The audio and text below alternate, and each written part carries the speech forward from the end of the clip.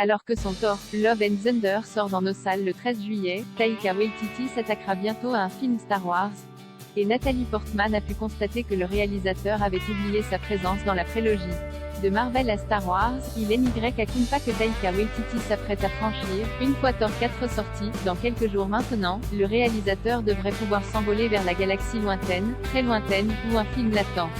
Un sujet qu'il a d'ailleurs évoqué sur le plateau de Love and Thunder avec l'une de ses actrices, en lui demandant si elle avait un jour souhaité faire partie de la saga. Problème, l'actrice en question n'était autre que Nathalie Portman, interprète de Padmé Amidala dans les épisodes 1, 2 et 3 signés George Lucas.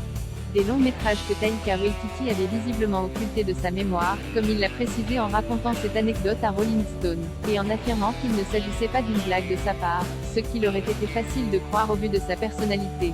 Mais non, et la suite de l'échange entre Nathalie Portman et lui a visiblement été cocasse. Elle m'a répondu qu'elle avait déjà joué dans un Star Wars, explique-t-il. Et je lui ai dit, est-ce qu'One ne ferait pas une autre prise? Si l'NY a pas encore eu la moindre annonce quant à son opus, tout porte à croire que le film ne sera pas lié à la prélogie, qu'il a visiblement oublié. Et il y a même des chances pour qu'il s'éloigne de ce qui a été fait avant, comme il l'avait annoncé à Total Film en juin.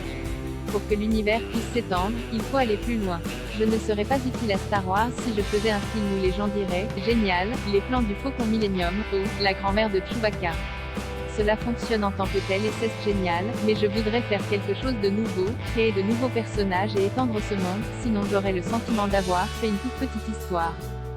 Petite ou grande, celle-ci pourrait toutefois arriver dans les salles à la fin de l'année 2023, ce qui signifie que Taika Waititi et sa co-scénariste Krysty Wilson-Cairn, 1917, Last Night in Soho, ne vont pas tarder à s'y remettre. S'ils ne sont pas déjà